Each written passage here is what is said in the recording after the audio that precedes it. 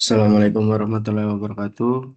Izin memperkenalkan diri, nama saya Dani Apita Sindi dengan NIM 2022-11079. Jadi kali ini saya ingin mempresentasikan hasil resume yang saya buat yang berupa berbentuk PPT tentang order system dan waktu sampling. Oke, order system adalah orde tertinggi dari turunan dalam persamaan diferensial yang menggambarkan dinamika sistem. Ini mencerminkan kompleksitas model matematika yang diperlukan untuk mempresentasikan sistem kontrol. Nah, sistem orde pertama ini memiliki contoh pada rangkaian RC. Nah, karakteristik responnya adalah eksponensial dengan konstanta waktu yang menentukan kecepatan respon terhadap perubahan input.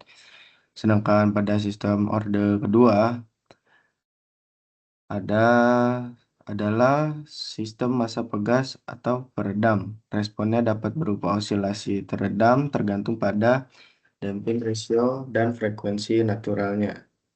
Oke, selanjutnya pengaruh order sistem terhadap respon sistem. Nah, respon transien pada respon transien, order sistem mempengaruhi karakteristik berupa respon transien seperti overshoot, settling time, dan rise time. Sistem order tinggi cenderung memiliki overshoot lebih besar dan settling time yang lebih lama. Selanjutnya, respon steady state. Order system juga mempengaruhi error steady state dan tipe sistem. Sistem dengan order yang lebih tinggi dapat menghasilkan error steady state terhadap input tertentu. Selanjutnya, pada stabilitas. Stabilitas ditentukan oleh lokasi pole pada bidang kompleks. Nah, kriteria Roth-Horowitz ini dapat digunakan untuk menganalisis stabilitas sistem berdasarkan koefisien persamaan karakteristik. Nah, waktu sampling ini adalah interval waktu antara pengambilan sampel dalam sistem kontrol digital. Pemilihan waktu sampling yang tepat sangat penting untuk performa dan stabilitas sistem. Selanjutnya, ada teorema Yuki-Shannon menyatakan bahwa waktu sampling harus lebih besar dari 2 kali frekuensi maksimum sinyal untuk menghindari aliasing. Nah, aliasing ini terjadi ketika frekuensi sinyal melebihi setengah dari frekuensi sampling. Akibatnya, sinyal frekuensi tinggi tampak sebagai sinyal frekuensi rendah menyebabkan distorsi.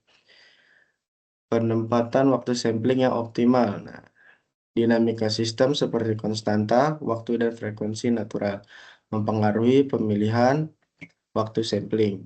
Sistem dinamika yang cepat memerlukan waktu sampling yang lebih kecil.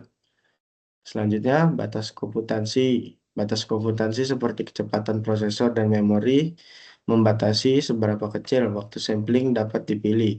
Waktu sampling yang sangat kecil memerlukan daya komputansi yang lebih besar.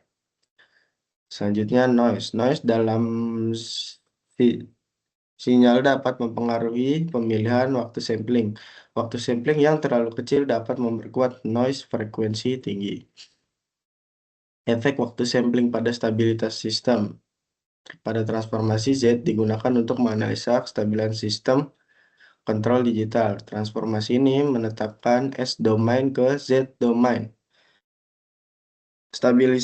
Stabilitas Z-domain ditentukan oleh lokasi pole di dalam lingkaran satuan.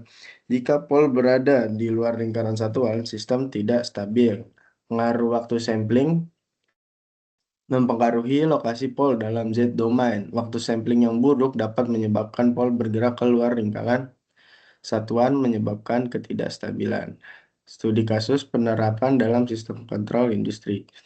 Kontrol suhu reaktor, kontrol posisi robot, dan kontrol kecepatan motor.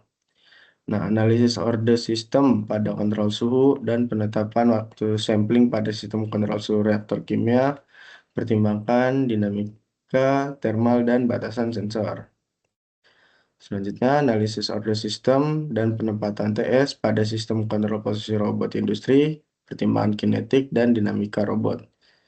Selanjutnya, penerapan pada kontrol kecepatan motor ini ada analisis order system dan penetapan waktu sampling pada sistem kontrol kecepatan motor servo, pertimbangan load dan karakteristik motor.